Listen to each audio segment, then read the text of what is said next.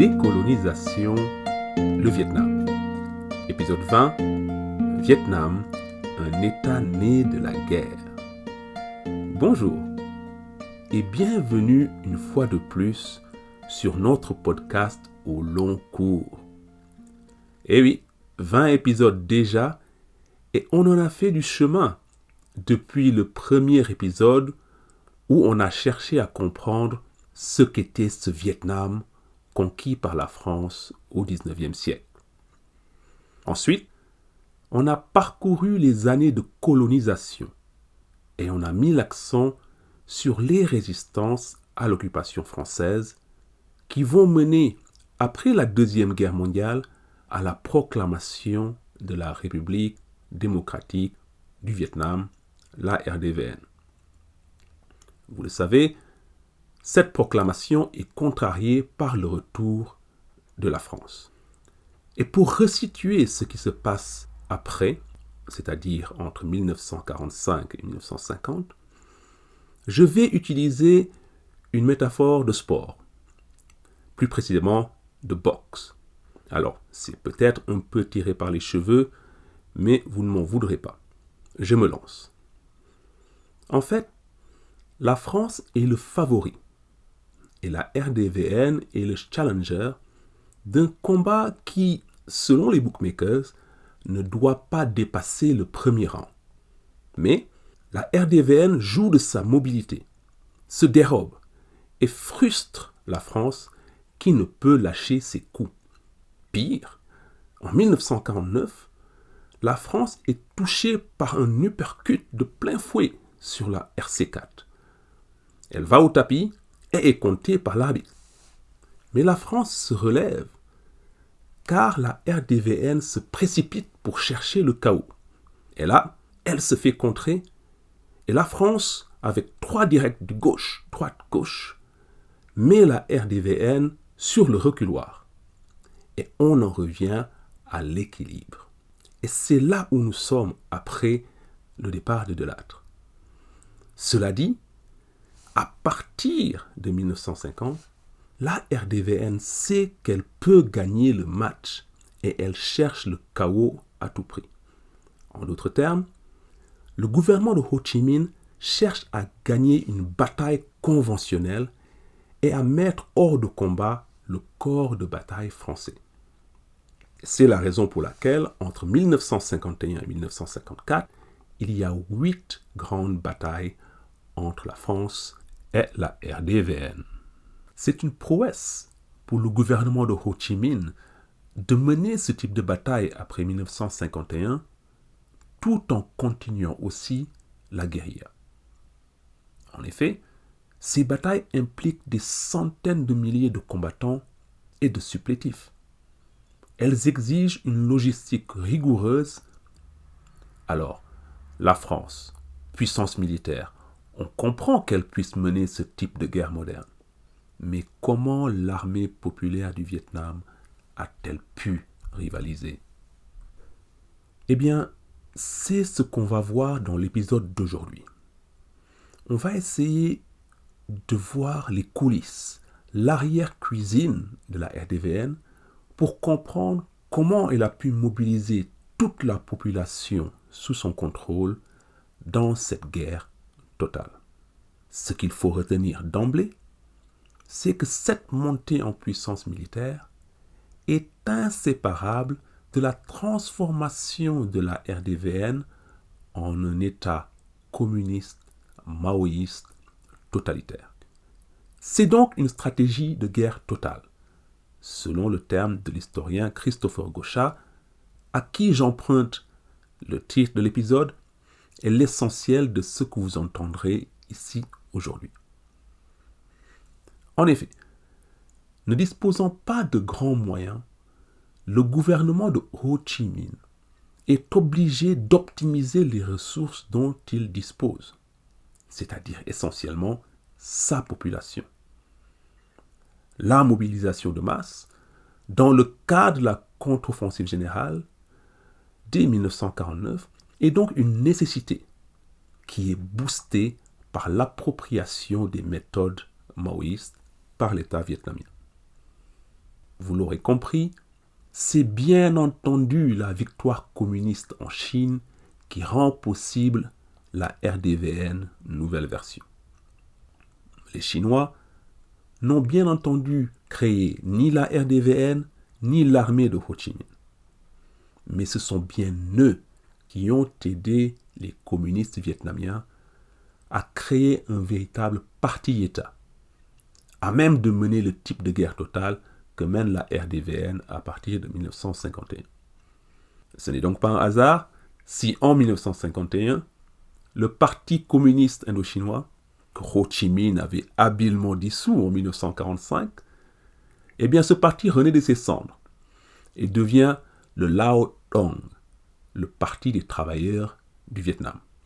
Son objectif reste toujours l'indépendance, mais aussi et surtout la réalisation du socialisme, comme le montre la nomination de Truong Chin au poste de secrétaire général. Je prononce sûrement très mal Truong Chin, mais ce nom signifie longue marche en vietnamien. C'est le pseudonyme de Dang Xuan Hu qu'il a pris pour montrer son admiration pour la révolution maoïste.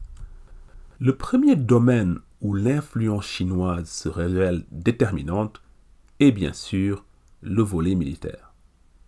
On l'a vu avec la campagne des frontières et les batailles entre Giap et De La. Grâce à la Chine, l'armée populaire du Vietnam, qui naît en 1950, devient une armée moderne, organisée en divisions et en régiments, commandée par des officiers et un état-major compétent. En 1952, l'armée populaire du Vietnam comprend 6 divisions, avec des services de renseignement modernes, une logistique et une intendance rodée, et des services médicaux fiables. Indissociable du volet militaire en ces temps de guerre, la structure étatique de la RDVN connaît aussi une transformation profonde. Avec la reconnaissance par Mao et Staline, Ho Chi Minh et son gouvernement entreprennent de bâtir un État communiste, dirigé par un parti unique, sur le modèle de celui qui a mené les camarades chinois à la victoire. Et on peut les comprendre. Mao et ses camarades ont bouté dehors Chiang Kai-shek, qui n'est pas n'importe qui. C'est un des 4 gendarmes avec Churchill, Staline et Roosevelt pendant la Deuxième Guerre mondiale. Alors si les camarades chinois ont réussi à faire cela, ils ont donc quelques astuces à donner à Ho Chi Minh et à son gouvernement pour mobiliser toutes les forces dans une guerre totale. Quelles sont ces astuces? Les experts chinois introduisent 3 idées principales. 1. La rectification des esprits. 2. Le culte des nouveaux héros. Et 3. La réforme agraire. Commençons donc par la rectification des esprits. Par cette méthode, il s'agit de former des cadres orthodoxes, des fonctionnaires capables de diriger le parti, l'État, l'armée et toutes les organisations sociales. Alors bien sûr, le concept de coalition à la Viet Minh n'est pas complètement abandonné, au moins de manière rhétorique, car pour beaucoup de Vietnamiens, il est encore synonyme de résistance. Mais c'est désormais un concept vide de sens. Dans le nouvel État, les communistes jettent les masques et le parti est omnipotent. Par conséquent, la pureté idéologique est un prérequis. Et à partir de 1952, les campagnes de rectification commencent. L'objectif est de doter les cadres d'idées prolétariennes et de maintenir la conviction que la guerre sera gagnée. Ces campagnes sont basées sur les méthodes de formation chinoises introduites par Luo Guibo. Et avec elles, le comité central du Lao Dong mène une vaste campagne de réorganisation du parti. Il s'agit de séparer le bon grain de l'ivraie. Ceux qui ne consentent pas à se faire rectifier sont écartés ou persécutés ou alors font défection vers le camp de Bao Lai. Le deuxième élément apporté par les Chinois est le culte des nouveaux héros, c'est-à-dire des héros vraiment communistes. Le nouveau héros doit avoir fait preuve non seulement de patriotisme, mais aussi et surtout d'engagement pour le communisme. Et bien sûr, le héros qui réunit toutes ces qualités, c'est l'oncle O, dont le culte va aller croissant. Avant 1950, il y avait bien sûr des campagnes d'émulation basées sur des héros. Mais avec les nouveaux héros, l'accent est mis sur la classe sociale. Et à partir de ce moment-là, quel qu'ait été leur engagement dans la lutte pour l'indépendance, les grands propriétaires terriens ou les descendants de grandes familles mandarinales vont se retrouver en bas de l'échelle et quelquefois même persona non grata. Troisièmement, enfin, les conseillers chinois apportent un nouveau modèle de réforme agraire. La réforme agraire n'est pas mise en œuvre avant 1953, mais elle est promise dès 1951. Et cette promesse est très efficace dans les campagnes où abondent les paysans sans terre. Les trois éléments, réforme agraire, culte des nouveaux héros et rectification des esprits, sont bien sûr inextricables, comme le montre l'exemple suivant que j'ai trouvé chez Mike Elliott, dont j'ai déjà amplement cité les mémoires, The Sacred Willow, le saule sacré en français. Mike Elliott raconte la descente aux enfers de son oncle Chin. Celui-ci est un grand propriétaire terrien. Il possède des terres qu'il exploite lui-même pour une partie, mais dont il loue une autre partie à des paysans sans terre. D'autre part, et c'est important, il est le responsable provincial du Lien Viet. Et j'ouvre la parenthèse. Le Lien Viet, c'est une sorte de super front uni créé en 1946 pour englober les nationalistes qui n'avaient pas rejoint le Viet Minh. Mais ce qui est bizarre, c'est que le Viet Minh ne disparaît pas avec la création du Lien Viet. Et dans cette cohabitation, pour schématiser, disons que le Viet Minh est l'outil dont se servent les communistes pour administrer, et le Lien Viet, c'est l'outil pour mobiliser au-delà. En 1951, le Lien Viet et le Viet Minh fusionnent en un nouveau front uni qui est baptisé aussi Lien Viet. Et je ferme la parenthèse. À partir de 1952, c'est la chute pour l'oncle Chin, qui est un notable, certes, mais engagé dans la lutte pour l'indépendance depuis le début. D'abord, il lui est ordonné de baisser les loyers que lui payent les paysans sans terre. Jusqu'ici, ça va. Là où ça se gâte, c'est quand les cadres lui annoncent qu'il a perçu des montants excessifs de fermage depuis 16 ans. Et il est sommé de rembourser 10 millions de piastres. En plus, les cadres très zélés confisquent son bétail et toute sa récolte de riz. Pour tenter de s'acquitter de cette somme énorme, l'oncle Chin s'endette. Il vend tous ses biens, mais n'arrive toujours pas à rembourser sa dette à l'État. Résultat, il est alors jeté en prison. Quand il en sort, il n'a plus que ses habits sur le dos et en est réduit à la même condition que tous les autres paysans sans terre. Il passe donc du haut au bas de l'échelle sociale. Et c'est un déclassement social exemplaire de la révolution sociale menée par la RDVN. Et ce déclassement est encore plus extraordinaire quand on considère la position de notable du Lien Viet de l'oncle Chin et le fait que ses deux fils sont alors mobilisés dans l'armée populaire du Vietnam. Du coup, tandis que les propriétaires terriens comme l'oncle Chin chutent de leur piédestal, les paysans pauvres prennent l'ascenseur social. En effet, ils sont recrutés massivement dans l'administration, dans l'armée et dans les services de sécurité de la RDVN. Et c'est donc une révolution au sens presque littéral du terme. On renverse les structures existantes. Et c'est le même cas de figure, par exemple, en Iran après la révolution des ayatollahs en 1979. Les anciennes structures sociales sont mises sans dessus, et ça, c'est un héritage de la maoïsation de la RDVN. Pourquoi tout ce travail? Ne l'oublions jamais, c'est pour la victoire finale.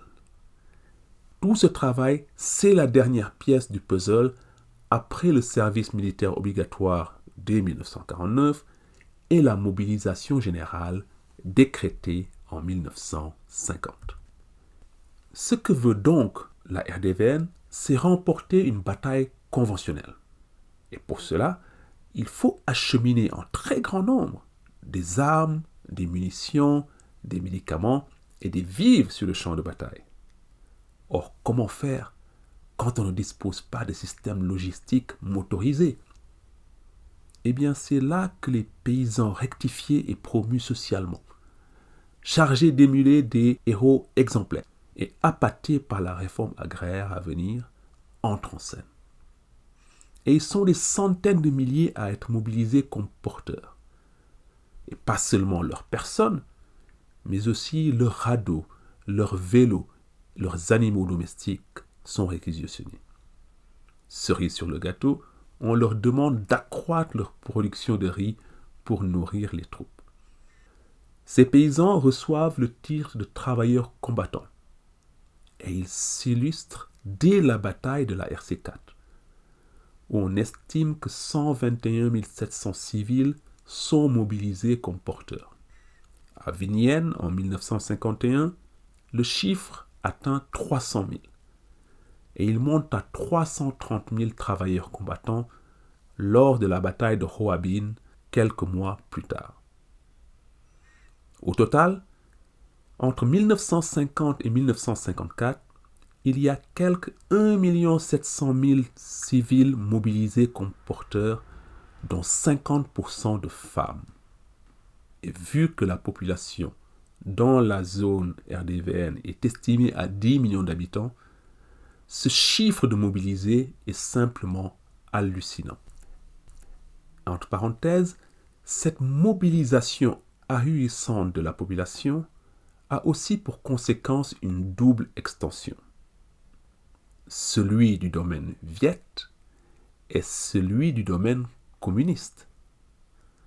En effet, après 1951, les grandes batailles vont amener des centaines de milliers de Viet vers la haute région du Nord, pensez à Dien Bien Phu, et sur les hauts plateaux du centre du Vietnam.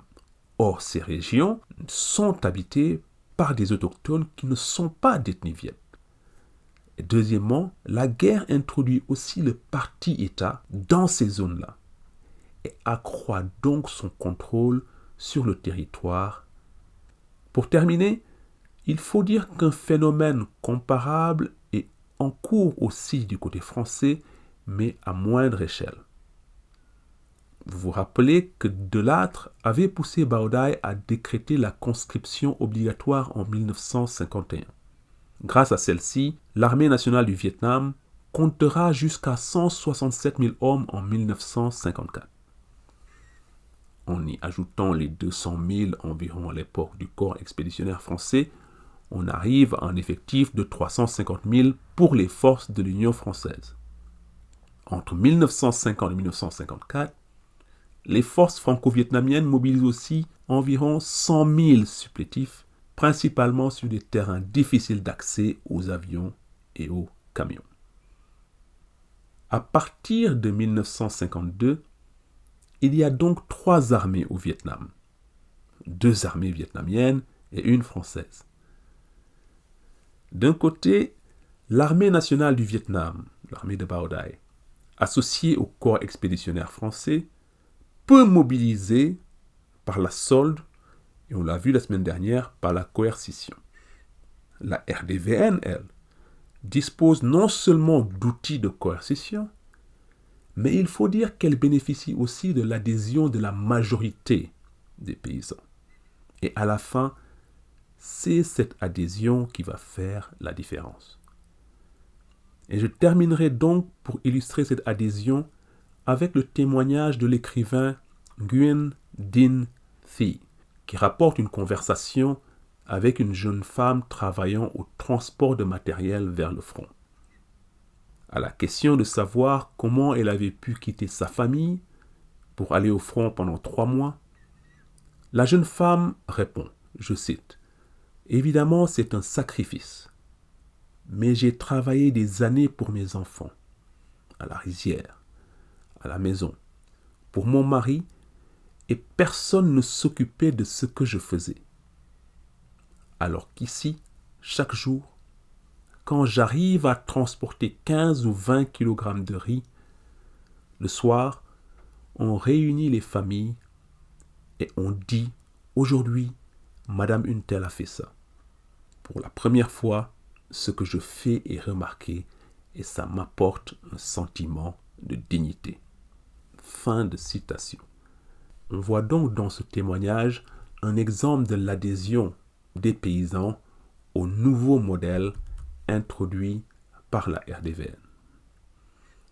J'espère donc vous avoir peint une toile de fond idoine pour comprendre les affrontements à venir entre 1952 et 1954. Cette toile de fond, c'est la transformation extraordinaire de l'État et de la société au sein de la RDVN pour et par le biais de la guerre totale. Mais cette stratégie de guerre totale a une limite, à savoir que les possibilités physiques des combattants et des civils mobilisés ne sont pas infinies. Dans son livre « Vietnam, un état né de la guerre », Christopher Gauchat analyse la façon dont la violence de la guerre moderne que mène la RDVN à partir de 1951 inflige des traumatismes profonds dans les populations. Et ces traumatismes vont aboutir à une sorte de burn-out. Et ce burn-out de la population pèsera très lourd dans la décision de Ho Chi Minh d'arrêter provisoirement le conflit et d'accepter la division du pays à Genève en 1954. Mais 1954, nous n'y sommes pas encore. Au prochain épisode, on parlera des événements de l'année 1952. Au plaisir donc de vous retrouver la semaine prochaine. D'ici là, portez-vous bien et salut